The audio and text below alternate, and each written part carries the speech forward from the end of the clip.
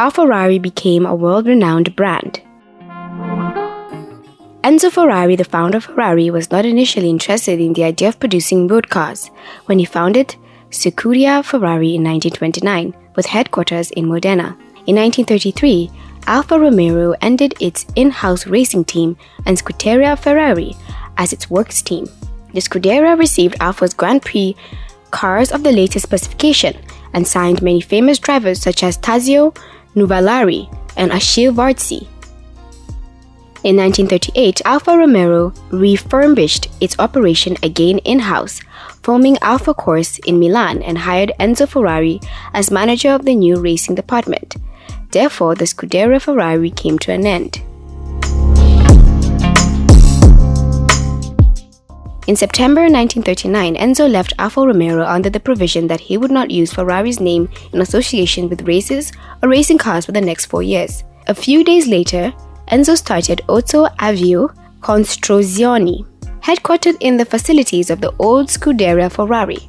Auto Avio Costruzioni ostensibly produced machine tools and aircraft parts. In 1940, Enzo produced a race car, the Tibo 815, according to a flight platform. It was the first Ferrari car ever and was made public at the 1940 Mille Miglia, but because of the Second World War, it saw little competition. In 1943, the Ferrari factory moved to Maranello, where it had stayed ever since. The factory was bombed by the Allies and afterwards was rebuilt, including works for road cars production. The first Ferrari badged car was the 1947 123S. The vehicle had 1.5L V12 engine. Enzo reluctantly built and sold his automobiles to fund Scuderia Ferrari. The Scuderia Ferrari name was brought back to denote the factory racing cars and differentiate them from those fielded by customer teams. In 1988, Enzo oversaw the launch of the Ferrari F40, the last new Ferrari launched before Enzo's death later that year. In 1989, Scuderia was renamed Ferrari SPA. From 2002 to 2004, Ferrari manufactured the Enzo, the fastest model at the time, which was made public and named in honor of the Ferrari founder. It was to be called the F60, continuing from the F40 and the F50, but the company was so pleased with it that they called it Enzo instead. It was originally offered to loyal and recurring customers. Each of the 399 made minus of the 40th, which were denoted to guess who? The Vatican, for charity. The vehicle had a price tag of $650,000 apiece. On the 15th of September 2012, 964 Ferrari cars worth $162 million made an appearance at the Ferrari Driving Days event at Silverstone Circuit and paraded around the Silverstone Circuit, setting a world record. The company's former CEO and chairman, Luca Di Montezemolo, stepped down from the company after 23 years, who was replaced by Amedeo Felisa, and finally, on the 3rd of May 2016, Amedeo stepped down and was replaced by Sergio Marchionne, CEO and chairman Fiat Chrysler Automobiles, Ferrari's parent company. In July 2018, Sergio Marchionne was succeeded by a board member, Luis Camilleri, as CEO and by John Elkann as chairman.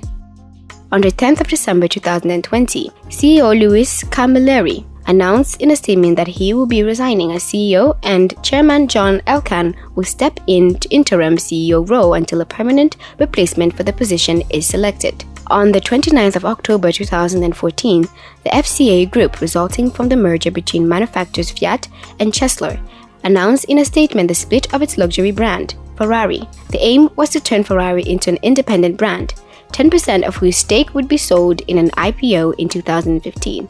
The company officially priced its initial public offering at $52 a share after the market closed on the 20th of October 2015.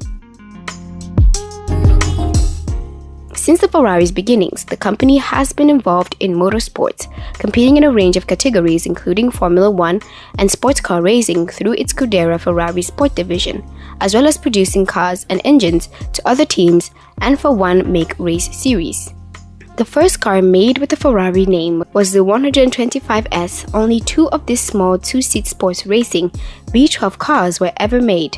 In 1949, the 166 Inter was made public, marking Ferrari's significant move into the grand touring road car market. The first 166 Inter was a 4-seat Berlinetta coupe with body work designed by Carrozzeria Touring Superleggera. Both cars swifting became a bulk of Ferrari sales.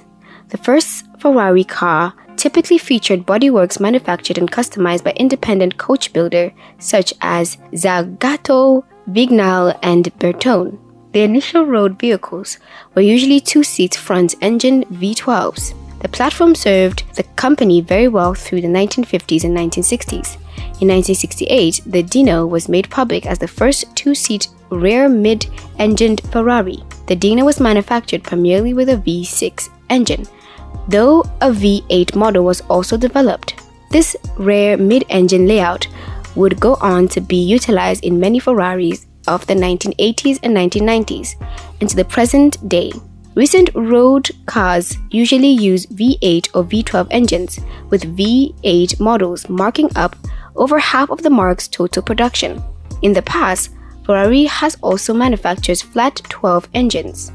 For a time, Ferrari built a 2+2 version of the mid-engined V8 cars, though they looked quite different from the 2-seat cousins.